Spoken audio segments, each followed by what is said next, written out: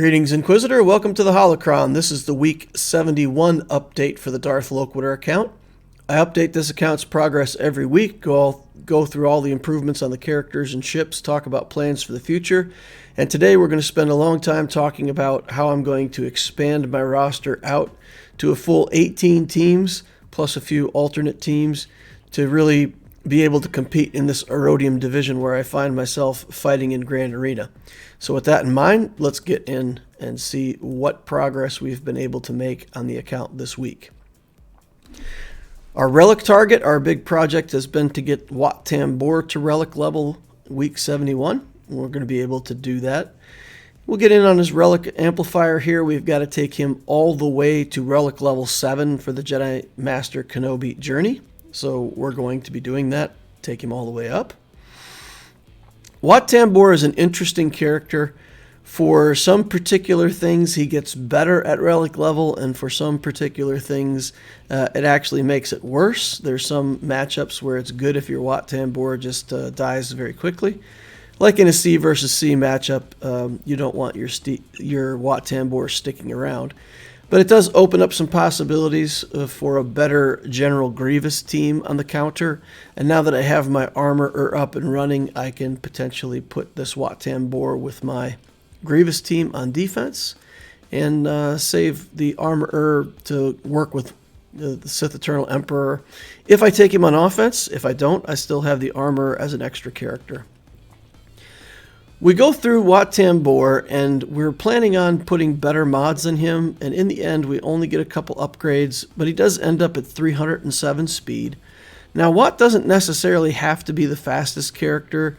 It can be good to get him high in speed so that you get the instant action at the beginning of the round, and then very quickly also get to put out a second piece of tech at a high speed. So we're going to use him that way for a while. Again, for the Grievous team, that could potentially allow him to get two techs out before the opponent gets to go.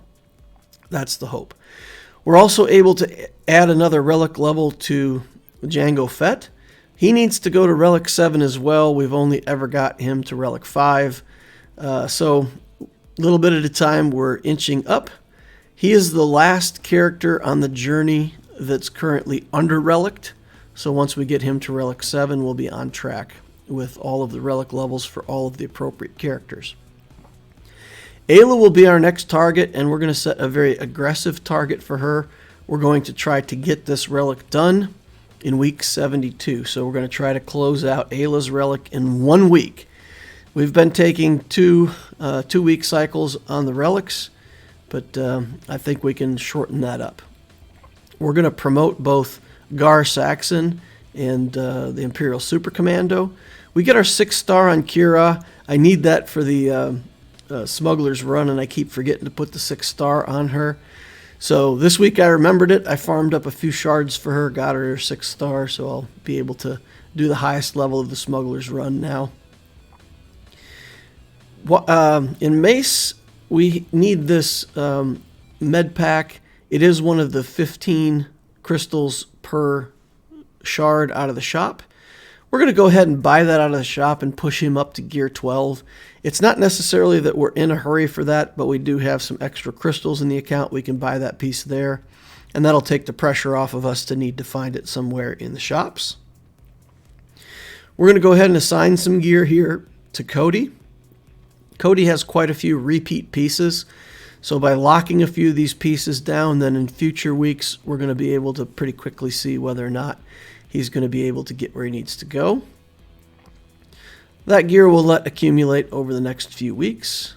Bo-Katan, we still need a bunch of gear on, but of course we're only at 53 out of 100 for her shards, so we still got a ways to go before she hits 7 stars.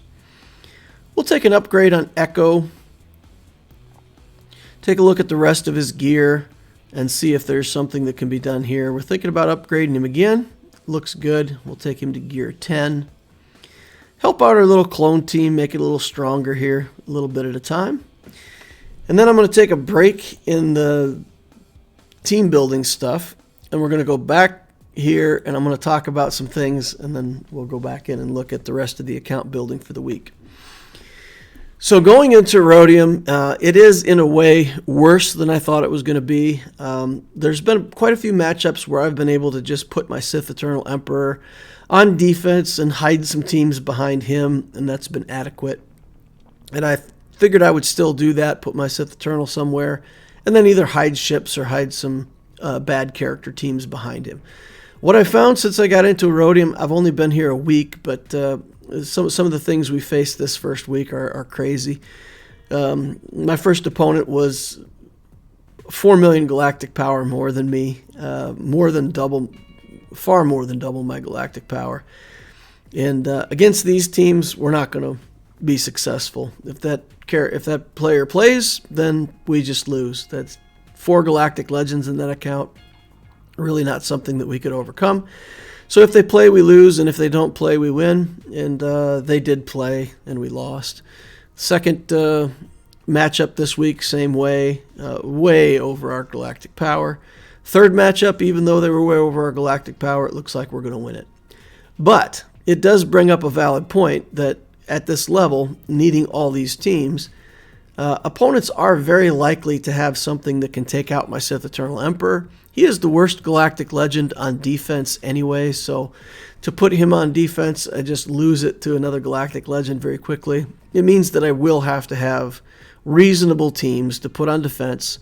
So I may still put him on defense and force them to beat him, but then I do need to have at least some kind of viable teams behind him so that we don't just give away the whole GAC because our defenses are so weak.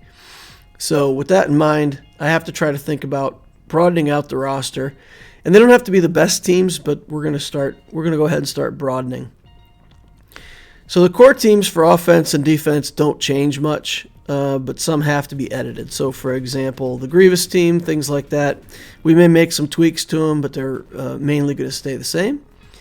So in order to figure out things, we start at the top with the Sith Eternal defense.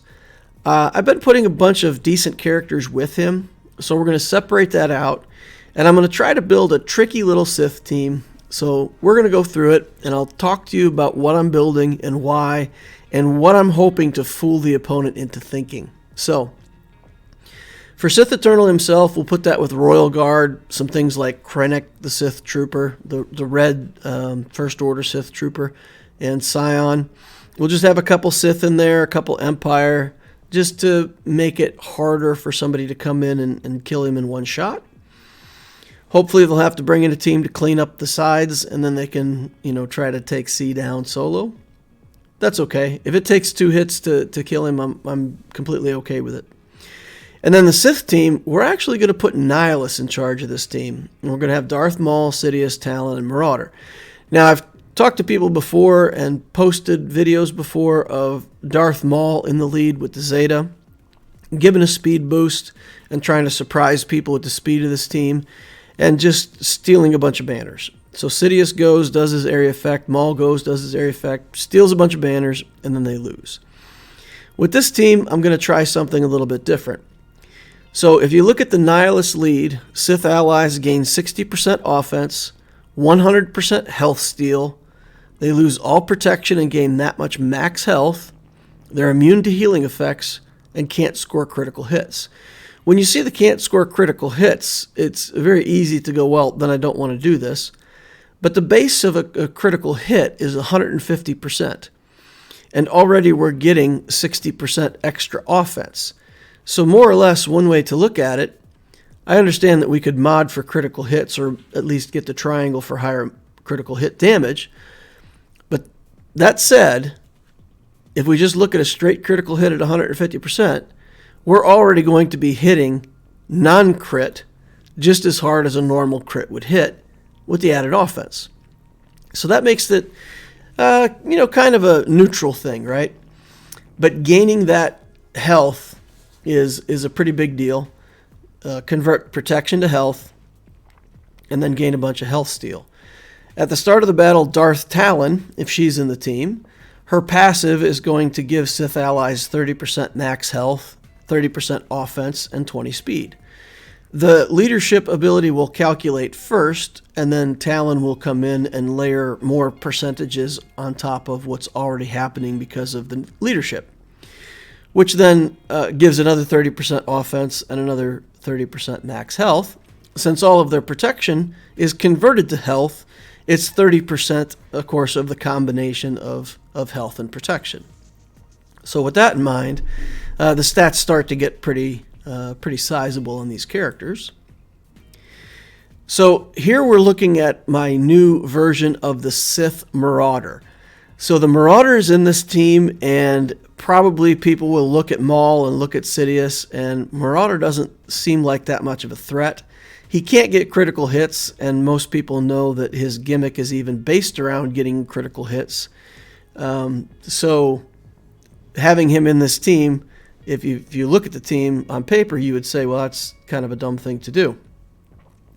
What we've done is we've modded him with defense mods. Again, if we increase the armor while we're getting stat bonuses on health, then the less damage we can take from each hit while increasing our health with other percentages is going to make this character last longer and longer.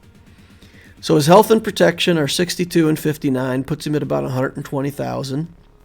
That will get 30% more from Talon, so we'll end up with a bunch of health and protection.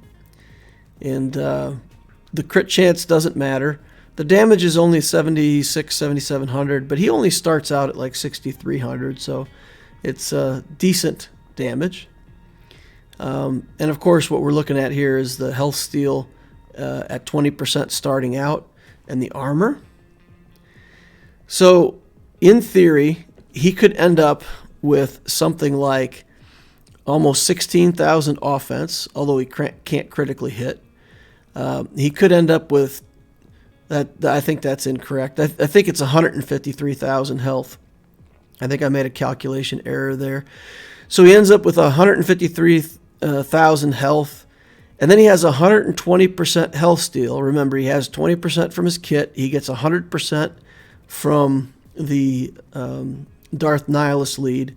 And if I can get the Darth Nihilus lead to level 8 skill level, then it'll be another 50% health steal. And then if we read Sith Marauder's kit, he also has 10% defense. Now we've built him with a whole bunch of armor to get a high defense, and he's going to get an additional 10% defense for each buff on all characters. He's going to get another 10% health steal for each buff on all characters, and tenacity. So if you imagine a 5-man team with 3 buffs each, it's pretty reasonable to have 3 buffs each on a lot of different teams. That would be 150% defense, 150% more health steal, which puts him at 270% health steal, and another 150% tenacity. So all of a sudden, this character, especially if the opponent has buffs of any kind, this character becomes very, very hard to kill. Now the idea, there's 2 ways to hold, and of course one way to hold is to have a team that kills all 5 of the opposing characters and wins the battle, and that's a hold. The other way to get a hold is just to not die. And at 5 minutes, if you're the defender, then you win. Time's out, your team is still there, and you win. This team can only time out once, because once Nihilus is dead and Talon is dead and all the support is dead, then you just have a Marauder that's very easy to come in and clean up. But, that first time around, that first battle, we're hoping that we can get opponents to underestimate this Marauder. And if they do, they may find themselves up against a character with just too much health, too much armor for them to get through. And every time he takes a turn, he's going to be gaining back full life from all of the health steal. So if they bring in something that could put healing immunity on him, whatever, there's plenty of ways to get around the team. Again, the whole idea behind it is that you fool your opponent into coming in with something, and they attack it light and end up against a monster Marauder. So it has a chance to do something, and it uses the Marauder in a team with some other characters to make it a threat. So we'll see how that works.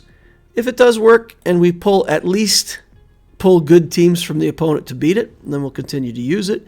If not, we can change around some things. We can even put Talon up with C to make him harder to beat the first time around. For the other teams, we've got a Scoundrel team. We're going to separate out our Scoundrels and do something a bit different. We're going to put Stormtrooper Han in charge of this team with Queel, Han, Chewie, and Vandor Chewie. It's also a timeout team. It's real low gear on my account.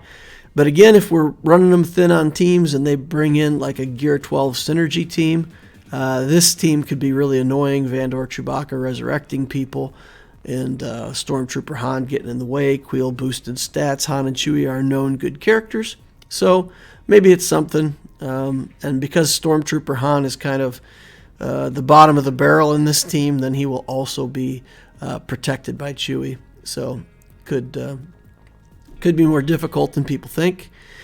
We're separating the troopers out into the first trooper team. We'll keep Veers, Piet, Gideon there. We'll do Stormtrooper and Dark Trooper. And for Iden, we'll have Stark and Snow that are already built. We'll build up Range and Shore, and we'll try to get 2 good functional teams out of the troopers. With Padme, we're going to put leftovers for now, just a Clone Sergeant and Cody that we're building for the JMK journey. Kenobi, Ahsoka, whatever. We'll just make that a good enough team to do something. Maybe put it on defense just to scare the opponents a little bit. It's not as good as they might look at it and think that it's better than it is with a couple Relic clones. But yeah, it'll be easy to beat. But it's something to do with the Padme. And then Qui-Gon we can put with Anakin, Plo, Mace, Ayla. We can do a team like that with Qui-Gon. And takes away quite a bit of the power from Padme. If we take them both on offense, it gives them some flexibility on what we're going to use where. If we put them on defense, then we'll put them on defense like it's listed. The General Grievous team will get that Wat. I'll start building up a B2 to put in that team. Free up the Dark Trooper, who's currently just sitting there, and get him available for the Trooper team. Dooku will have to go solo. Wat will be gone, and we don't really want to have to commit to another character there, so we'll try to have to find some really good solos for Dooku, easy stuff. May have to commit some better mods to him or another Relic level or something. But we've had good success with Dooku as a solo character or with Wat Tambor, so we'll try to continue that. Jedi Knight Revan can get his own team with Jolee Bindo, Bastila, Grandmaster Yoda. I've been buying shards for Hermit Yoda with my Get 1. He can be brought up anytime, so we'll get him going. Bo-Katan can have a team with Mandalorians, Gar Saxon, Imperial Storm, Imperial Super Commando. Of course, we're building them for the Gauntlet Starfighter. Then we got Sabine and the Armorer. Again, if C is on D, then we don't really need to keep the Armorer for offense, and we can put her with this team. She's Gear 12 now, so it actually gives us a decent character. But even so, that only gets us to 17 teams, and I really want to get to 20, which would be 9 defenses, 9 offenses, and then a couple teams to clean stuff up if we need to, or for a little bit more flexibility on offense, depending how you look at things. So for Night Sisters, we have quite a few shards, and that's a team that I'll build simply out of convenience. Because I've already, I got DACA out of the shop over time, just buy some shards from here and there until I had enough in the bank, similar with some of the other Night Sister stuff. So we'll go ahead and get those ladies up and running. I have a leftover team with really horrible characters, like Boba Fett is still very low level on this account. We got Zalbar, Mission. Akbar's Gear 12, but doesn't really have a home. We've got IG-11. We put Queel with a different team, and he's kind of floating now. So we do have a team that we can put, but it's really awful. So what we can also do, we can build a Fin Poe team. I like that. I'm working on it on the Obtisio account even, so we can build it over here. But if we want to put BB-8 in there, of course we've got R2 ready to go. We've had 7 stars worth of R2 forever. We've never even started the character up since 71 weeks, and we've never found a reason to get R2 started. So we'll get R2 going. We'll get BB-8, and then we'll have to have a First Order team. We've got the Kylo. We've got the Red Sith Trooper. So if I can just 7-star some other First Order, then it won't be too hard to grab that BB-8.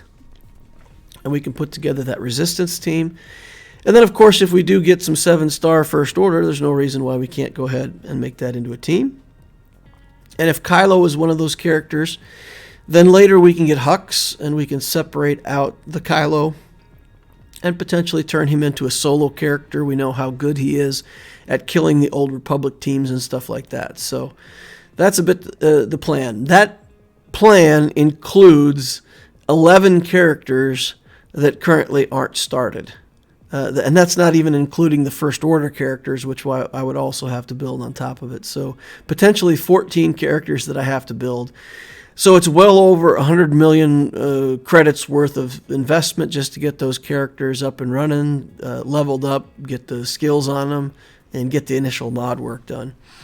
So I estimate that within 4 weeks I can have this structure up and running with the characters reasonably geared. And then probably 10 weeks for these characters. They'll all get stuck at like Gear 8, Gear 9, right? You need Carbantes, you need stun guns, and they will all get stuck in that, Gear 8 to Gear 11 range where we're just picking a character to put a Carbante or a stun gun onto for the week. So it'll stall out quite a bit in the middle, but I figure by 10 weeks we should have these teams in some kind of functional capacity. So it's more of a long-term plan. It goes along with our JMK journey, and that brings us back to the 3 levels again, right? So with that in mind, it's time to rise. Let's get back in here and let's see what we're doing with this crazy account building. We made the plan, so let's get in there and get it done. Here's our first character that we're working on for the week. We're going to go ahead and get Scion going. We've been picking up some of his shards over time, and we've got enough to get him all the way to 7 stars immediately. So we're going to go ahead and do that. We very quickly run into a problem with this Mark II HoloLens. We'll make a guild request out of that, and we'll just wait around for it to come. You guys know I'm not a big fan of farming much of that kind of stuff, so we'll just wait for some friendly guild members to help us out with a few of those pieces, and then we'll be able to get these characters underway. Here we start Nihilus. We get him going, and again, just because we're conserving credits, we're only going to be able to get his leadership to the 7th tier, and we're going to have to leave him here at level 74. Then we're going to go in and we're going to put mods on some characters. And this is getting tough, guys. If you look at my selection of mods, each selection that I make, I've got maybe 10 mods that we can look at. My mod inventory is just gone. I have so many characters that we've started since this new Grand Arena system started up. And I have far outpaced my ability to keep mods going at that rate and getting them onto characters. So we put a star on Dark Trooper, but we're not even taking him to level quite yet. We do take Range Trooper up, and again with the Dark Trooper, we're only going to need the Dark Trooper here at first when we're using the Iden Versio team and don't need our good Trooper team. So right now that's really not working out very well for me. So we'll get the Dark Trooper going next week, get him leveled up a little bit, start getting gear tiers on him. We really don't have a farming slot for him yet, and the next farming slot is reserved for Cara Dune anyway to start that Mandalorian Beskar armor journey. Here we're working on a Shore Trooper. We did get some free shards of Shore Trooper, of course, from the calendar last month, so that's nice. We can get him going. Get some mods on him. Again, whatever mods we have. B1 goes to the 7th star. Another character getting started up here with the B2. We'll go ahead and put some stars on him, get him all the way to 7 stars. Put some levels on him, get some gear tiers on him, get some skills on him so that we can put him in the Grievous team and he's not totally useless. He's still pretty useless though. We go in here for mods. We're trying to get potency, maybe a little speed, maybe a little tankiness. And I can't even find mod sets to put on him. And just in frustration, I put 2 potency mods on him and just say, you know what, let's come back next week. Figure it out next week. Just feels like it's getting too much of a... scraping too close to the bottom of the barrel to reasonably mod a character. We're just going to have to remod him again anyway. So We leave him alone for now.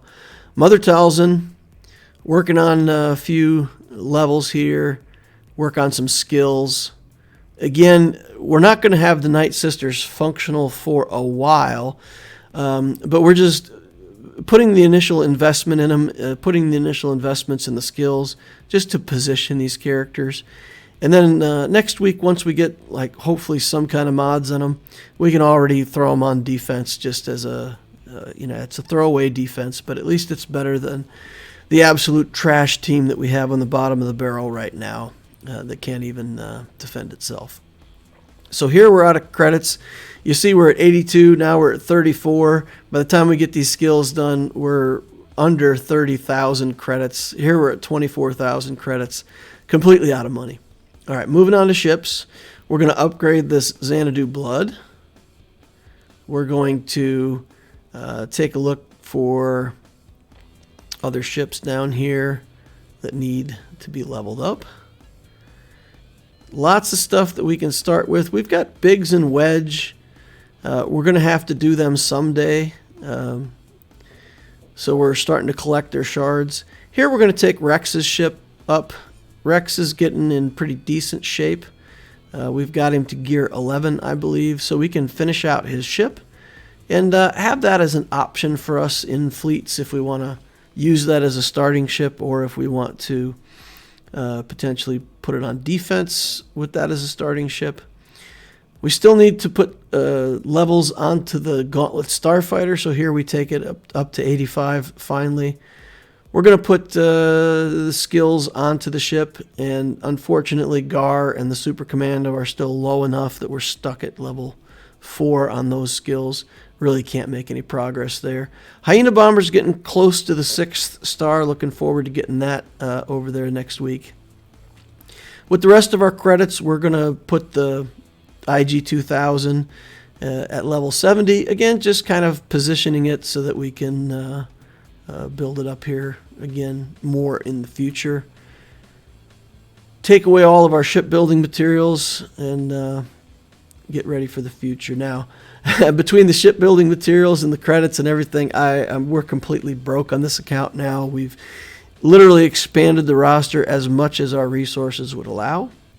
Here I'm going through and checking and making sure that Django really is the only one that's under Relic. So Django going to 7 is the only one that we still need to put gear tiers onto. Okay. The next day, I did come in here and the guild request had been granted. I got a bunch of those Mark II HoloLenses. So I did decide to come back in and have a look at these characters again and see how many of these low-level characters I could level up and maybe get some of these teams functional already for next week. And so after scoping out Scion's gear, it looks like we can go ahead and take him up a little bit more. Then we can get the Lord of Pain skill up to 7 on him. Going through the rest of the characters.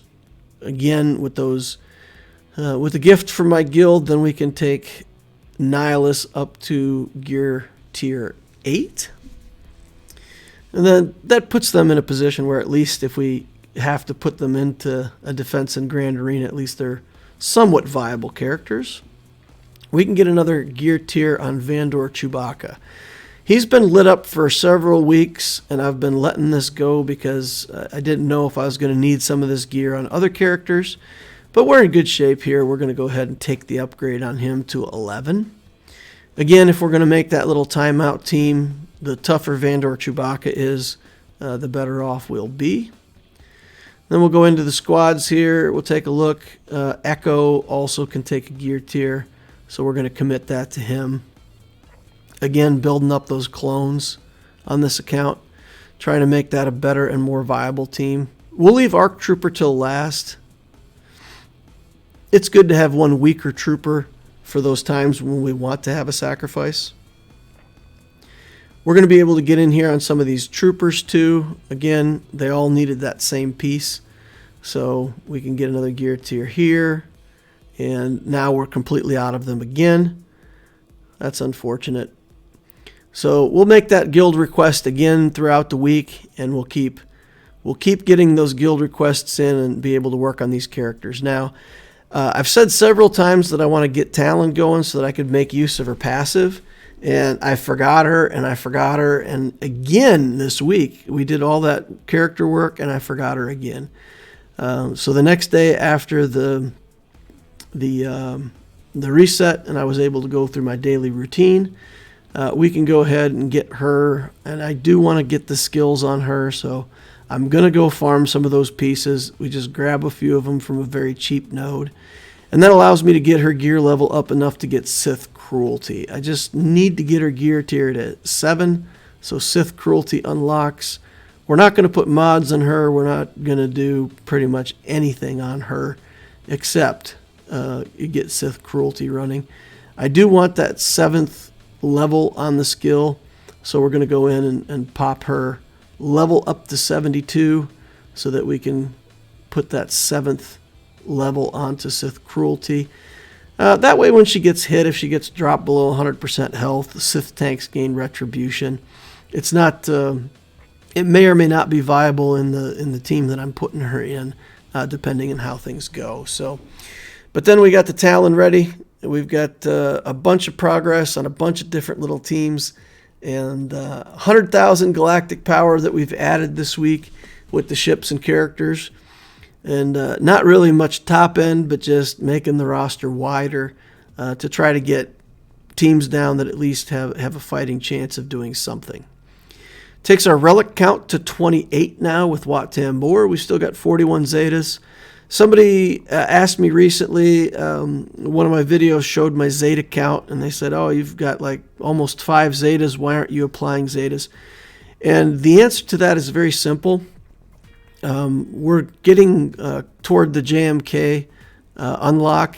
It's probably still, 12 weeks out or more, but maybe 10 weeks, I don't know.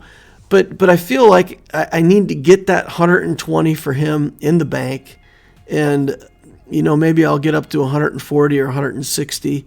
But as we get close to unlocking him, I really want to get all 120 of those Zetas in the bank, locked down, secured, and then anything we have over that we can spend between now and the time that we get him.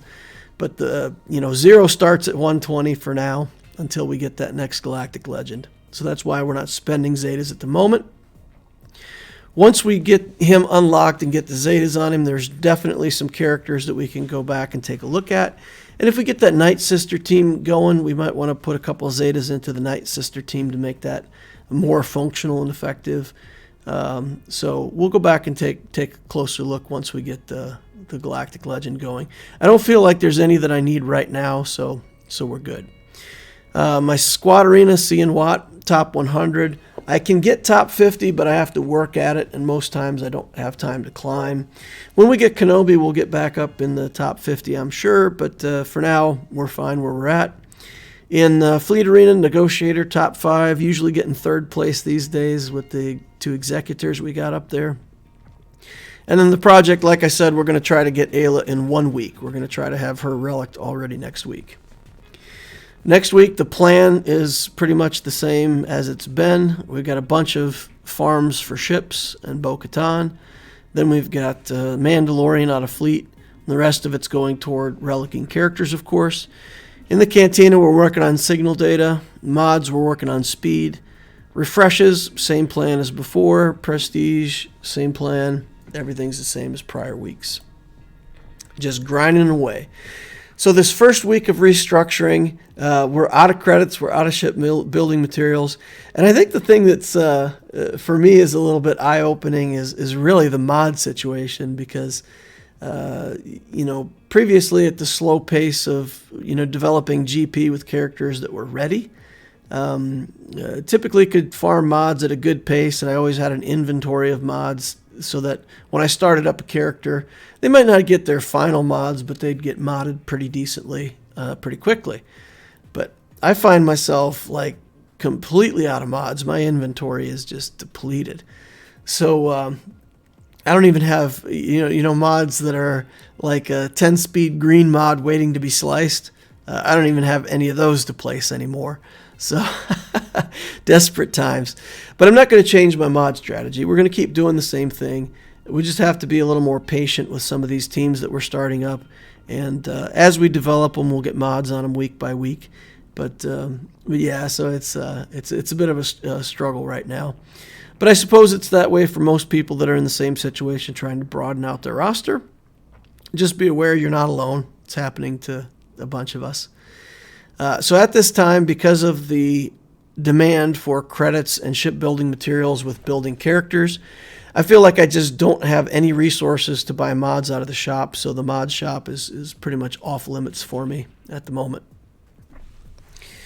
So that's it. So in summary, we can continue to expect to fight two types of teams.